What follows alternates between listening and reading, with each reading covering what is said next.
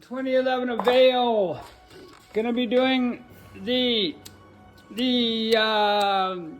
oil cooler. First thing I'm doing is taking the fan out. This will give me a bit more room to take off the heat shield and get the exhaust manifold off. And I'll probably drain the coolant now rather than it spill all over the place when I remove the oil cooler. Now I notice this stuff's gonna be in my way. It's not neat for the air conditioner. The dipstick tube I'm gonna loosen off and get that out of the way. I've undone this O2 sensor. I'm gonna undo that. When the heat shields are loose a little bit, maybe I can get the heat shield off over top of the O2 sensor and just get it right out of the way. And let's see how much of a pain this exhaust manifold is going to be to get off. I'm not sure if we're going to take off the power steering pump, or is that there? What is it? This is, yeah, it's the power steering pump. Alrighty then, they got the reservoir over here, the pump over here, anyways, I might call stuff the wrong name once in a while, but I know what I'm doing anyways. I think the shifter's loose because you have to wiggle it around quite a bit to get it in drive. Yeah, so let's get the coolant out of here. Let's get the cover off. I don't need you to show you watch me taking off bolts.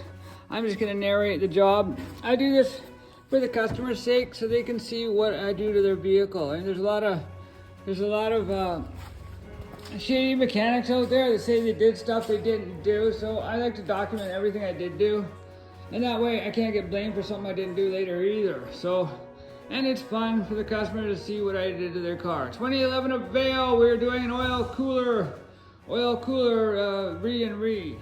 Just a quick Jimmy tip. I like to save, you buy brand new calipers and master cylinders, etc. They get the little plastic plugs in there. I like to save the plugs. And then when you disconnect a hose or something, you stick the plug in there, and that way you're not dripping fluids all over your floor or all over your face. So that's my little Jimmy tip of the day.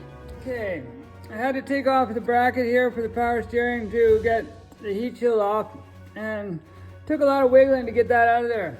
My next tip of the day, whatever. See how it's all rusty there on the bolts? It's gonna make it difficult to get those nuts off. So spend a few minutes with the wire brush and clean them up as best you can, and then soak them with some good penetrating oil. Take your time doing this part because this will make all the difference in the world on whether you break them or how hard they are to get off. Don't be in a hurry to get them off. Just get them off in one piece, because no matter how long it takes you, it's still way faster than breaking a bolt in the head. Okay, I got the nuts off on the catalytic converter. These nuts. Anyway, these are 10 millimeter. I don't know why they gotta make them so small, but I've soaked them all with penetration fluid, and I've worked them back and forth and cracked them loose. So now I'm gonna hit them with the air ratchet and put them all out. I'm not sure if they're different lengths or what. So I've got my little piece of cardboard. I'm gonna stick them in in a certain order. Or I'll just see if they're all the same first. If they're all the same, who cares? I'm gonna clean them up and wire wheel them and make them look all brand new. If not, replace them. And I'm not sure if the studs are gonna come out, if their nuts are gonna come off. We'll see what happens. So far, so good. I only broke 3 bolts and 2 studs. I'm just kidding. I managed to get everything out without breaking it so far. This is where I'm at. I'm ready to take off this part, the oil cooler. The exhaust manifold's over there. So somebody's already taken this apart and broken a stud and put nuts and bolts in it. So I'm probably gonna fix this better and get some new studs for it, just in case it ever has to come off again. And also I got, there's the new part there with the new O-rings. I think that's probably where it's failed, right there. And mixed the oil with the coolant. So that's where I'm at. Just thought I'd give you an update. And don't want to forget. these small bolts here look like that. They go on the pipe that goes from here to there. This one here goes right there, and it holds that pipe in there. And then there's two small ones here that go there too. So put this one right up there. The rest are going in there, and the rest are all the same. And now it's time to start taking the oil cooler off and dumping stuff all over the ground. Okay, when I ordered the new oil cooler, it didn't come. I thought it was gonna come with new tubes, etc. So I ordered an O-ring kit. I'm gonna replace the O-rings on the kit. These are probably fine, but I'm gonna try this one on and see how it fits, and make sure, see which one fits better. These are original, but these are, I'm gonna see how it fits. I just tried this on back on the oil cooler like this. Now I'm gonna put the new one on and see if it fits snugger or worser or better. Another change of plan. These tubes, I replaced this one and this little one underneath here, just because when you wiggle them out, if you bend the end of it where it goes in, it's not going to seal properly. And I didn't like this O-ring kit I got. The O-rings were crap, so I went and got some from GM dealership instead for, literally 4 times as much money. I mean, this was $15 there, and GM dealership, I think it was $45, so whatever. How much is it actually worth if it doesn't leak, or if you get a leak out of one of your O-rings? So it's all said and done. There's an oil filter in here that's tightened down. I got this all together now. I'm going to put the bracket back on here. Actually, maybe I'll do the exhaust manifold first and get it lined up and make sure I don't need some new bolts for that. Maybe I'll run a top and die on these threads here just to clean them up a bit. Okay, I got everything reassembled now to this stage. I like to start all the exhaust nuts by hand and put them on a couple threads, and then I'm going to hit it with the air gun. So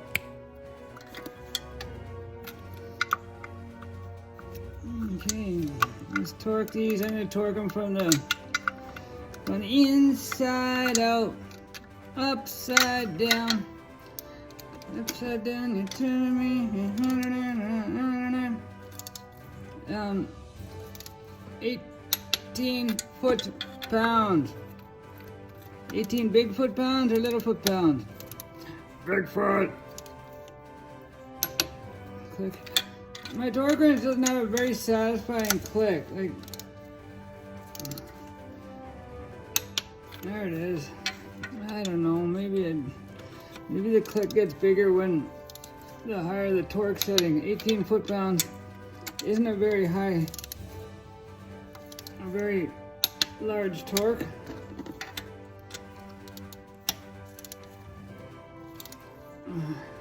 Everybody's scared to take an exhaust manifold bolt off, so I clean these threads up, and then I put some penetrating oil on, and I also put some never sleeves on them.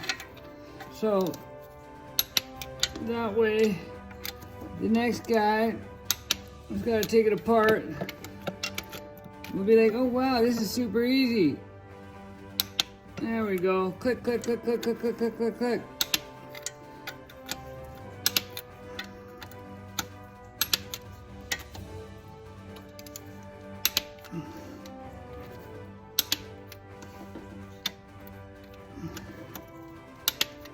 I just double checking. I'm sure people are gonna say I'm a retard for doing that, but I would rather double check it than miss something. Anyway, there we go. Now I got a bracket to put on here, a heat shield to slip over, and then I'm gonna jump underneath and do the underneath stuff. And then there's the one plug for the fan underneath, and a couple bolts to hold the fan shroud on. One there, one over there. I got the exhaust bolts on. This one was broken off prior to me, and those are the 17 mils It's a bit dirty down here, but I'm done that part. Ah, God damn it, hurts. Now, next step is, this has got to go back somewhere over here. Oops. This goes back up on here, like that. And then a couple of hosers. This hose goes to there like that. And a battery, and ready for test fire. Let's put some fluid from periods in there. So upon double checking, it's gonna check the fluids, but the dipstick wasn't in. So I put in the dipstick, nice work, dipstick. Anyway, it's gonna loosen this off and bring the dipstick in there, and then we'll fire it up. And there we have it, it's all back together, everything hooked up. I just gotta do the battery, and I have my little vacuum. I'm gonna take this out and clean the tank out here, and I might flush the coolant because there's oil in the coolant.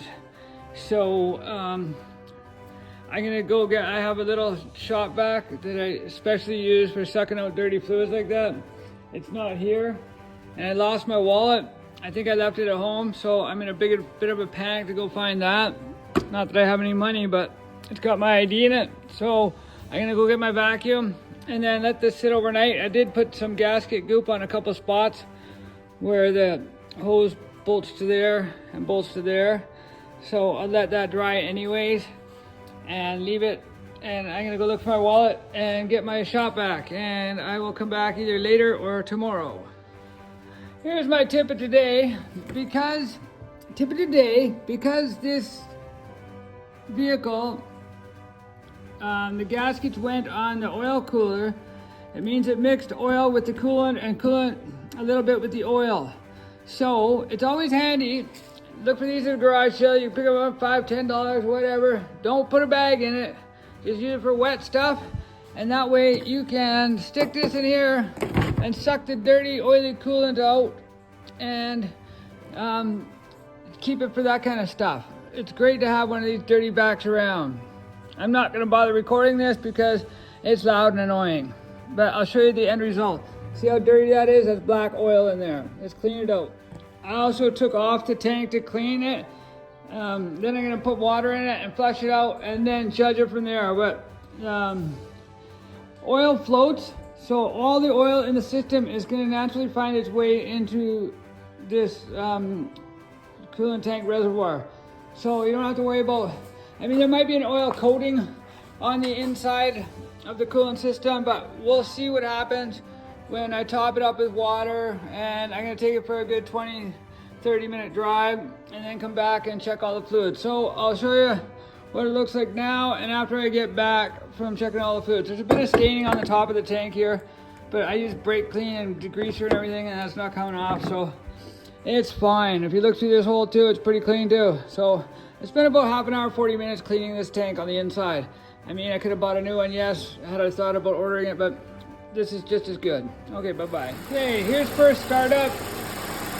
Now, I used a lot of degreaser and cleaner, so we're getting a lot of smoke right off the hop, which is fine. Let it burn off, but the good thing is, you look underneath, nothing's leaking. Look in here, water's nice and clean.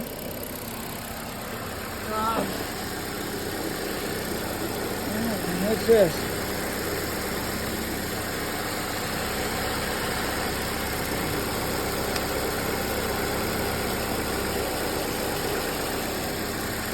So far, so good. I'm going to check around the connections here. Ow, very hot though. Maybe I should do this with my little camera. That's what I'll do.